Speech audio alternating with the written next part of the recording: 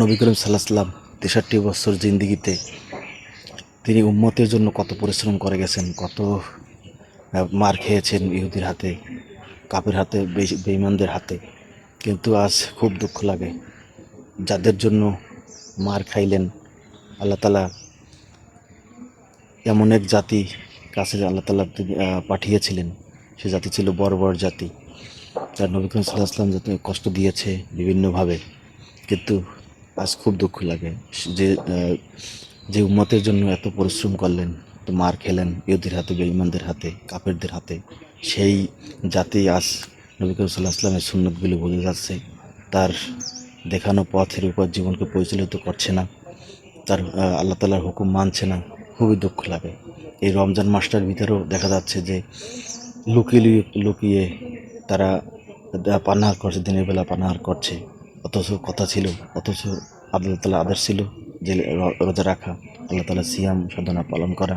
কিন্তু খুবই দুঃখ লাগে, যাদের জন্য, যে উম্মতের জন্য এত মার খাইলেন ইহুদি বেঈমানদের হাতে, কাফিরদের হাতে, মুনাফিকদের হাতে, সেই উম্মত কী করে নবী করিম সাল্লাল্লাহু আলাইহি ওয়াসাল্লামকে ভুলে যায়, আল্লাহ তাআলার হুকুম এগুলো ভুলে যায়, আমার বুঝে আসে না। আল্লাহ তাআলার হুকুম পালন করার চেষ্টা করুন ভাই।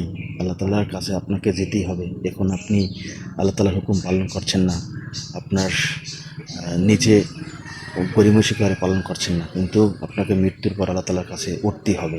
সেখানে আপনাকে কড়াকড়িভাবে হিসাবটা দিতেই হবে। আপনি এখন পার পেয়ে যাচ্ছেন, আল্লাহ তাআলা এখন আপনাকে ছাড় দিয়ে যাচ্ছে। দেখুন, আল্লাহ তাআলা কিন্তু আপনাকে ধরছেন না, আমাকে ধরছেন না। তিনি দেখছেন যে আপনি আল্লাহ তাআলার কাছে ফিরে আসেন কিনা, তার হুকুম আহকামগুলো পালন করেন কিনা।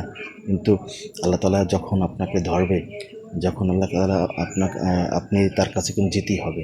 আপনাকে এই পৃথিবীর থাকার সুযোগ নেই, আমারও থাকার সুযোগ নেই, যেতেই হবে তার কাছে, আজ না হয় কাল।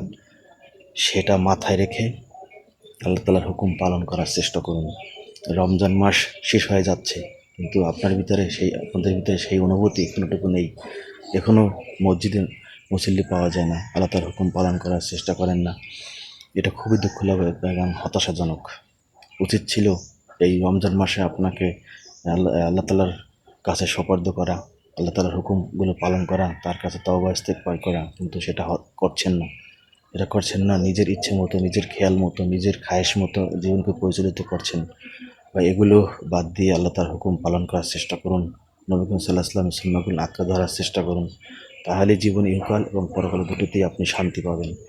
আল্লাহ তাআলার হুকুম বাদ দিয়ে কখনো আপনি শান্তি খুঁজছেন, সেই শান্তি কিন্তু পাবেন না। আপনি সেই শান্তি পাবেন না কখনো। আপনার হতাশার মধ্যেই জীবনকে পরিচালিত করতে হবে। তার চেয়ে বলবো, আপনি আল্লাহ তাআলার হুকুম পালন করে নবী করিম সাল্লাল্লাহু আলাইহি ওয়াসাল্লামের সুন্নাহগুলো আঁকড়ে ধরুন। এই রমজান মাস নিজেকে পরিবর্তনের মাস। এই মাসে নিজেকে পরিবর্তন করুন, সেই অনুযায়ী জীবন গঠন করুন। আল্লাহ হাফেজ।